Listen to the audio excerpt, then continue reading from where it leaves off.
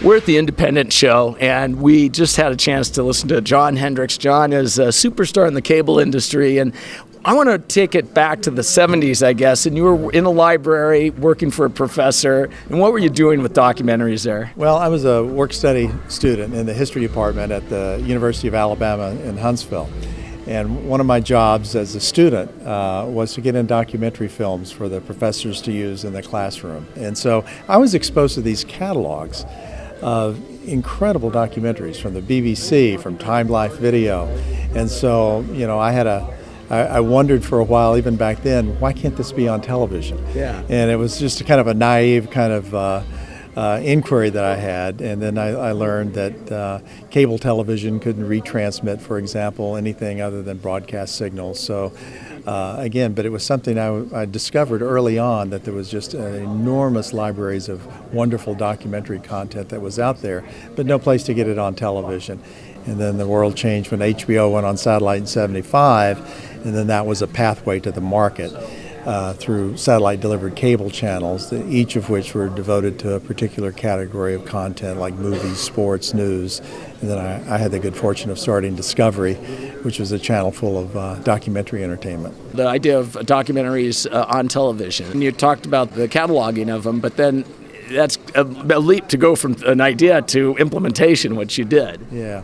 And, back even in the 70s, there were these wonderful PBS specials and National Geographic specials as well, all in this factual content area. So I knew there had to be more people just like me that enjoyed that type of content. And so, fortunately, 25 to 40% of the population out there are, curious individuals that will tune in for this type of content. So Discovery was kind of destined to be a winner by launching with that type of content, and now we're in kind of this third step of television, or third revolution of television beyond broadcast and cable, which is on-demand streaming television.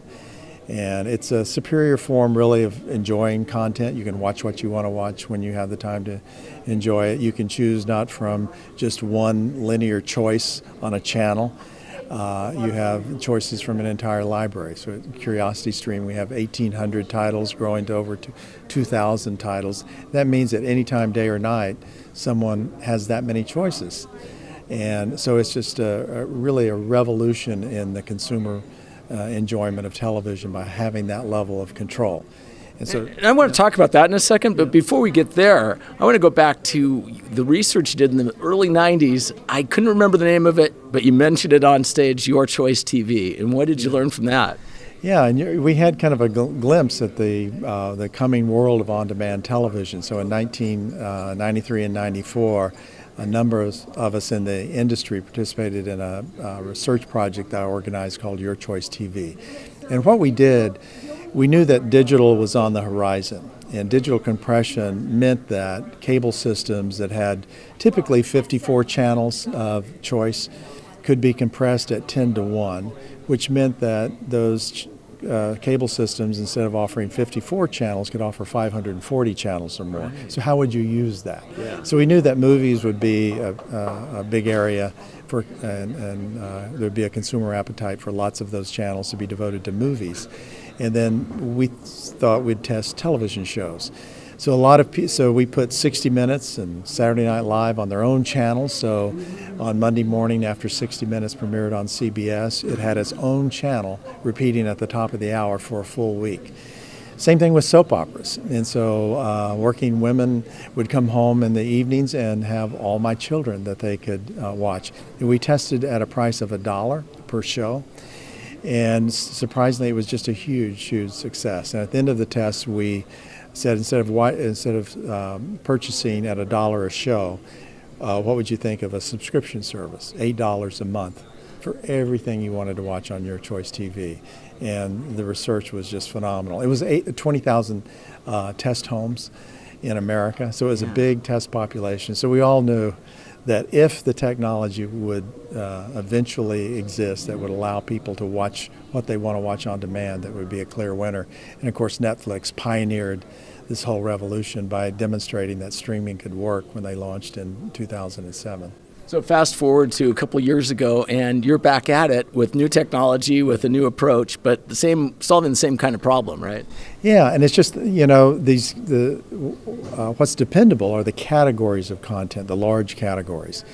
We know that movies are the premier form of entertainment. They will drive those platforms. And so just as HBO pioneered the cables revolution, Netflix pioneered this third revolution with on-demand streaming, then I knew that factual TV would be one of those huge categories. And so that's what the purpose of CuriosityStream is, to do what Netflix did for movies, we want to do for the world of factual entertainment. So what sort of engagement are you seeing with the people who are subscribing to it?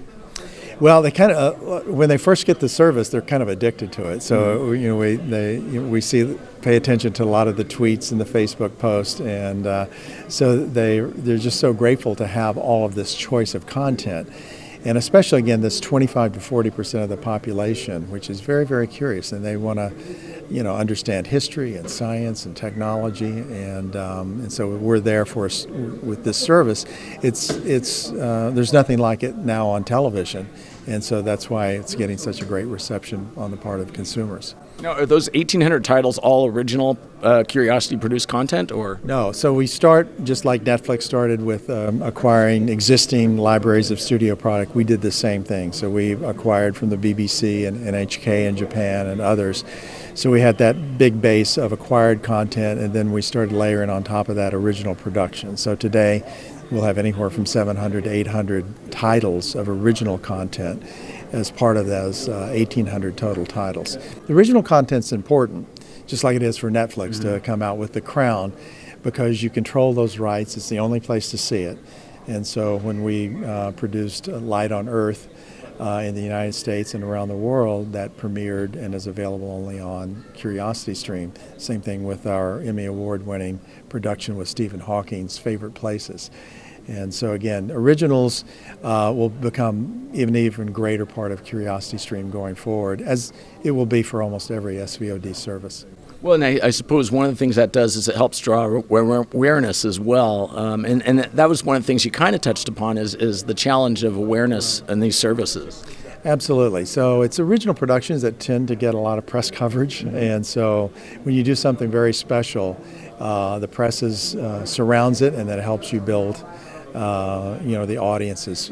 We noticed that there was a lot of press about Stephen Hawking's, and we were just so fortunate to be able to work with him in the last years of his life on these 3 wonderful episodes of that work. And so his involvement, also like the involvement of David Attenborough, who's had such this wonderful storytelling history and like natural history with Planet Earth. When he did Light on Earth for us, it was a big hit with the consumers. But the press around the world recognized he's such a spectacular storyteller. We got a great deal of press promotion around that as well.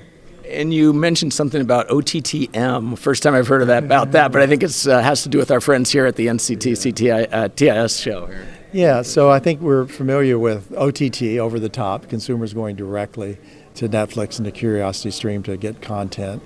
But what we're witnessing now is all of us who have got our start by delivering over the top, we're going back through the middle.